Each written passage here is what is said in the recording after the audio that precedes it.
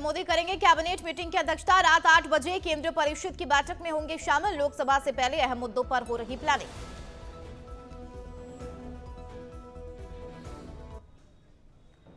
Tunnel में फंसे मजदूरों का रेस्क्यू ऑपरेशन जारी। Rescue team rat hole mining और सुरंग के ऊपर से कर रही वर्टिकल ड्रिलिंग। सीएम धामी बोले सुरंग से जल्द बाहर आएंगे मजदूर।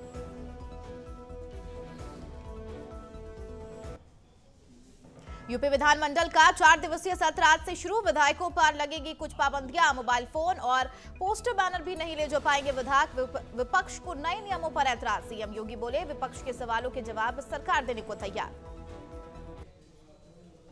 वाराणसी कोर्ट में एसआई सौंप सकती है ज्ञानवापी सर्वे की रिपोर्ट। 17 नवंबर के बाद एसआई ने रिपोर्ट सौंपने के लिए मांगा था 10 दिन का समय। आज सौंपी जा सकती है सर्वेक्षण की रिपोर्ट। और दिल्ली एनसीआर के कई इलाकों में हल्की बारिश के बावजूद एक्यूआई लेवल में नहीं हुआ सुधार। दिल्ली का एक्यूआई अब भी 400 के पार।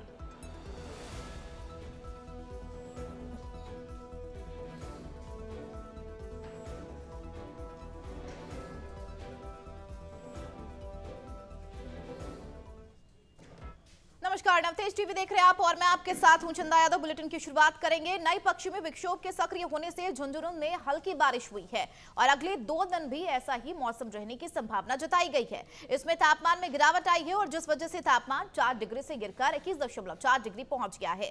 वहीं रात का पारा 12.8 से 15 डिग्री पर पहुंच गया, जिस वजह से और ठंड बढ़ गई है और लोग भी सर्दी से ठिठुरते नजर आए। आलम यह रहा कि कोहरे की वजह से सड़क पर चलते वाहनों की गति भी धीमी नजर आई।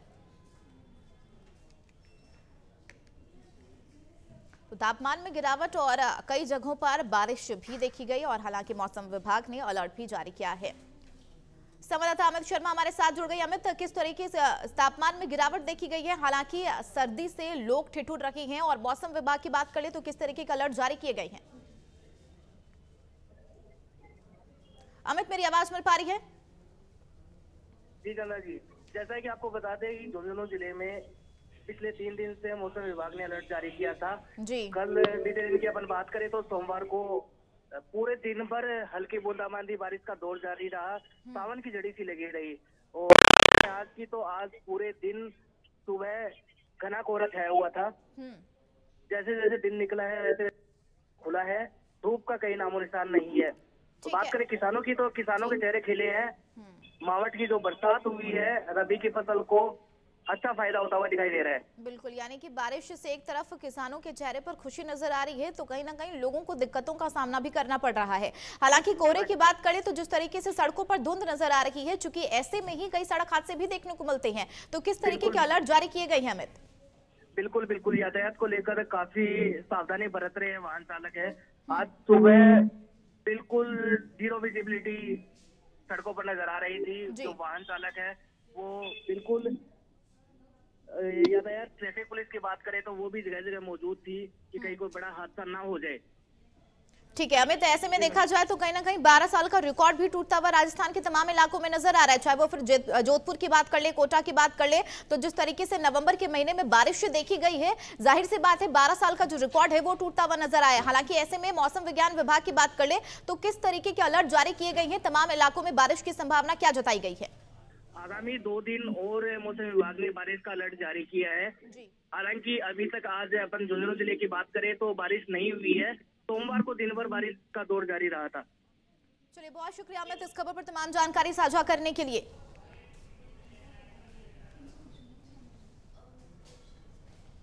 बढ़ेंगे आगे। खबर सिरोही जिले के पिंजवाड़ा तहसील से है, जहां स्वरूपगंज थाना क्षेत्र के आशीर्वाद बाइक शोरूम में आग लग गई। आग इतनी भयानक थी कि इसकी लपटें दूर दूर तक दिखाई दे रही थी। हादसे की सूचना मिलने पर पुलिस और दमकल विभाग की टीम ने मौके पर पहुंचकर आग पर काबू पाने का काम शुरू कर दिया। जानकारी के मुताबिक इस अग्निकांड में लाखों के नुकसान की आशंका भी जताई जा रही है। हालांकि आग लगने की वजह शॉर्ट सर्किट बताई जा रही है।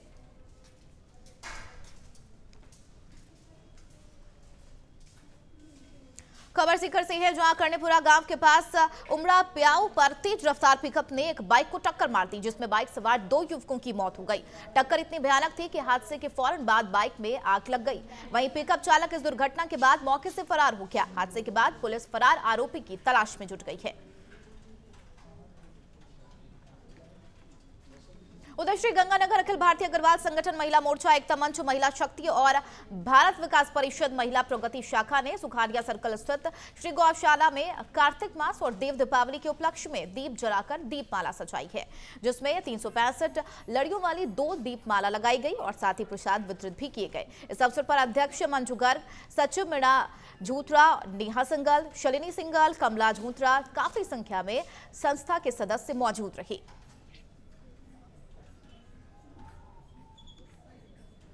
उधर चित्तौड़गढ़ के सदर थाना इलाके में निम्बाहिरा 4 लेन पर एक बस पलट गई। इस हादसे में 5 लोग घायल हो गए, जिन्हें उपचार के लिए जिला अस्पताल में भर्ती कराया गया।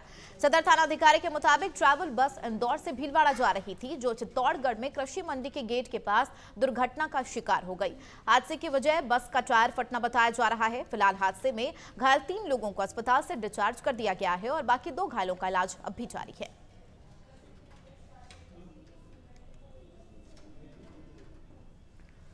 राजस्थान में विधानसभा चुनाव संपन्न हो चुके हैं। प्रत्याशियों की किस्मत मतपेटियों में बंद है, जिसका फैसला 3 दिसंबर को होना है।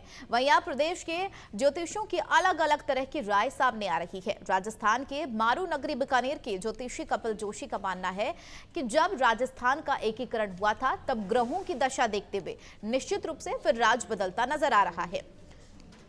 बीकानेर के नवतेज टीवी के संवाददाता के सिंह ने पंडित कपिल जोशी से इस मुद्दे पर खास बातचीत की। आप भी सुनिए। राज बदलेगा या रिवाज, बड़ा सवाल है। राजस्थान विधानसभा चुनाव को संपन्न होने के बाद परिणाम आना है 3 दिसंबर को। कई तरह की गणनाएं, कई तरह की चर्चाएं बराबर होती जा रही है। पूरे राजस्थान भर में चर्चा का विषय बना हुआ है कि आखिर सरकार किसकी बनेगी, राज किसका होना है, सब मुख्यमंत्री कौन होगा। क्या मुख्यमंत्री अशोक गहलोत दोबारा मुख्यमंत्री बनेंगे? क्या वसुंधरा राजे मुख्यमंत्री बनेगी? क्या और कोई नया चेहरा आएगा? कई तरह के सवाल हैं। इन सवालों के जवाब के लिए आज हम मौजूद हैं बीकानेर के मशहूर एस्ट्रोलॉजर कपिल जोशी के पास। बात करते हैं, बिल्कुल कपिल जोशी हैं जो बराबर लगे हुए हैं इन गणना को देखने के लिए। बात करते हैं कपिल जी, स्वागत है आपका। सबसे पहले हम बात करेंगे कि राज बदलेगा या रिवाज, क्या कहेंगे जी। राजस्थान की जो कुंडली है, राजस्थान दिवस जो 30 मार्च को हम मनाते हैं, तब एकीकृत राजस्थान हुआ था, तो उसके हिसाब से जो अभी ग्रह स्थिति है, तो आप इसको गौर से देखिए कि मुख्यतः मुंडन एस्ट्रोलॉजी, जिसको हम राजनीतिक ज्योतिष कहते हैं, उसके अंदर राहु का और बृहस्पति का ये बहुत महत्वपूर्ण स्थान रहता है। तो राजस्थान की जो कुंडली है, चंद्रमा और सूर्य दोनों लगन, जो ये मीन लगन है, तो वर्तमान में राजस्थान की कुंडली में राहु के ऊपर से बृहस्पति निकल रहा है। तो राहु के ऊपर से बृहस्पति जो निकलता है, और अभी वो वक्री है, वक्री मतलब कि उल्टा चल रहा है, तो ये एक बहुत स्पष्ट संकेत दे रहा है कि हाँ, रिवाज की जगह राज बदलने की संभावनाएं ज्यादा है। साथ ही इस बृहस्पति को शनि भी देख रहा है, तो शनि हमेशा परिवर्तन करता है। बृहस्पति वक्री है और शुक्र के नक्षत्र में है, तो ये सारा जो चुनाव हुआ है और रिजल्ट जो आएगा, उस टाइम पे बृहस्पति शुक्र के नक्षत्र में ही रहेगा। कपिल जी, एक बड़ा सवाल जी निश्चित रूप से आपने कहा कि राज बदल रहा है जी। अब सवाल ये कि भारतीय जनता पार्टी, कांग्रेस पार्टी और तीसरा त्रिशंकु सरकार, क्या उसमें कुछ लोगों के सपोर्ट लेके सरकार बनेगी?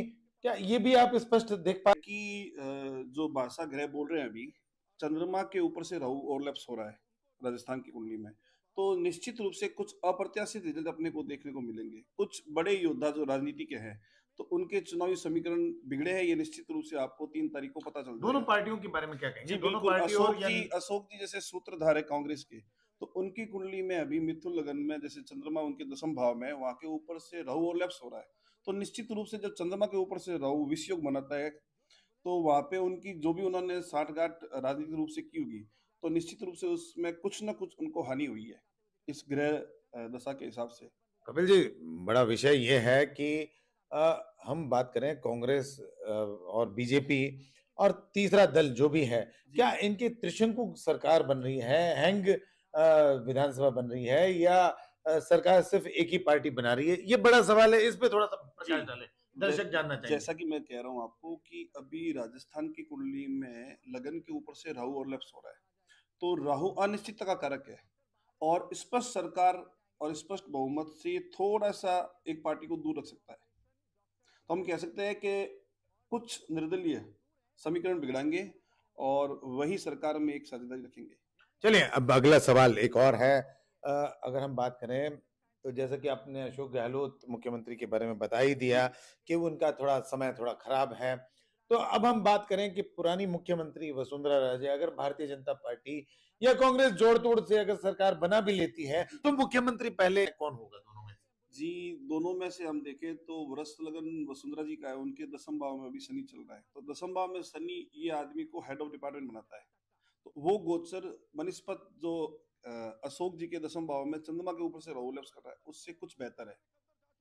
ठीक है, उसके साथ साथ हम ये भी कह सकते हैं कि एक अप्रत्याशित चेहरा भी कोई पार्टी प्रमोट कर सकती है। तो देखिए, निश्चित रूप से राज बदलेगा या रिवाज, तो ये बात तय हुई कि एस्ट्रोलॉजी के अनुसार अब राज बदलने की बात कही जा रही है।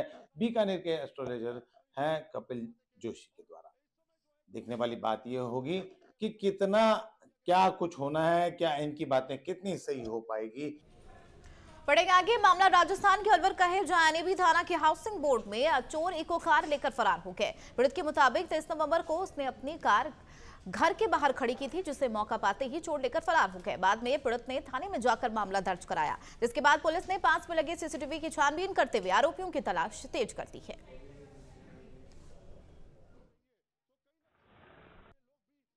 घटना ऐसा था कि 23 तारीख को शाम को 4:15 साढ़े 4 के करीब में आता स्कूल से रोज की तरह।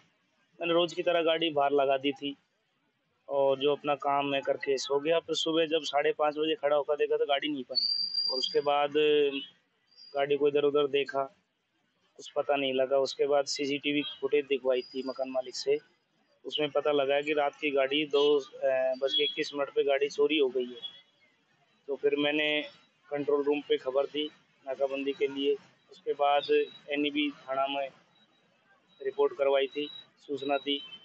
उसके बाद 4-5 दिन तक लगातार मैंने गाड़ी की खोज जारी भी की है, लेकिन कहीं पता नहीं लगा। उसके बाद 27 तारीख को FIR हो।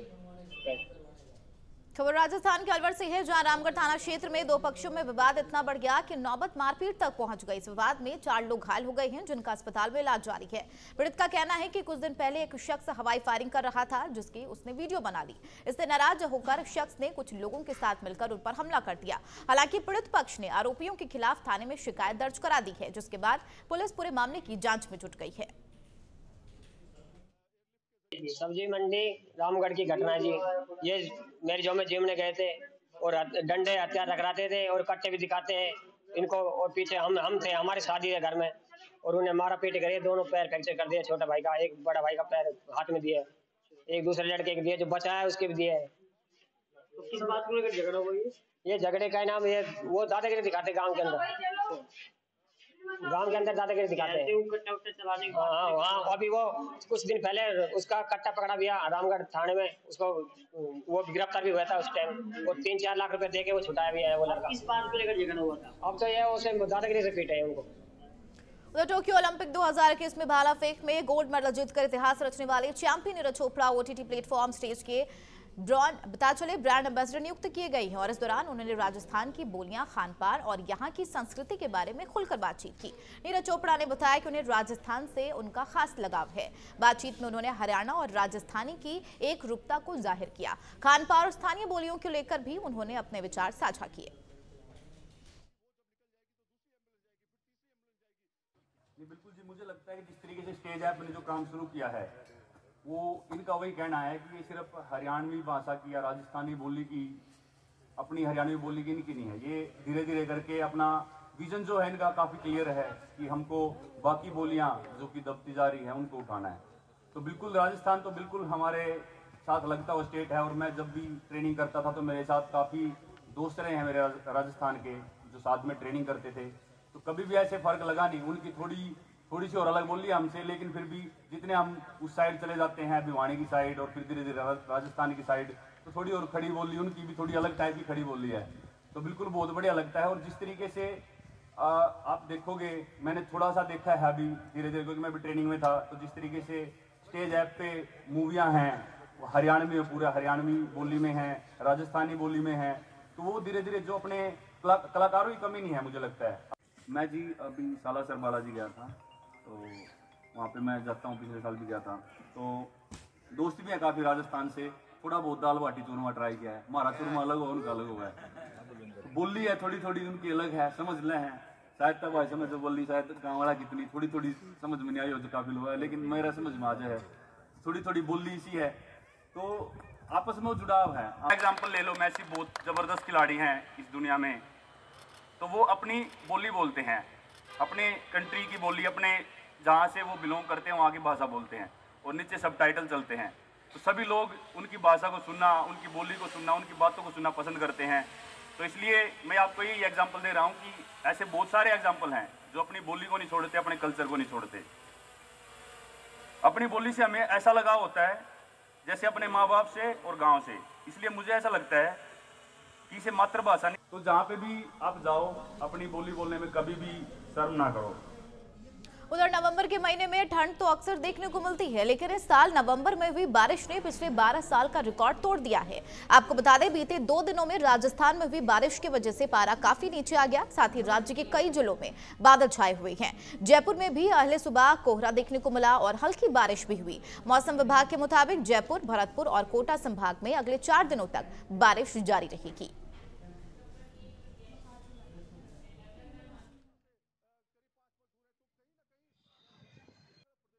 सक्रिय हुए पश्चिमी विक्षोभ के प्रभाव से पूर्वी राजस्थान के कुछ भागों में मेघ गर्जन के साथ हल्के से मध्यम बारिश दर्ज की गई है। पूर्वी राजस्थान में सर्वाधिक बारिश सवाई माधोपुर में 29 mm रिपोर्ट की गई है। वहीं पश्चिमी राजस्थान में भी छुटपुट स्थानों पर हल्की बारिश दर्ज की गई है।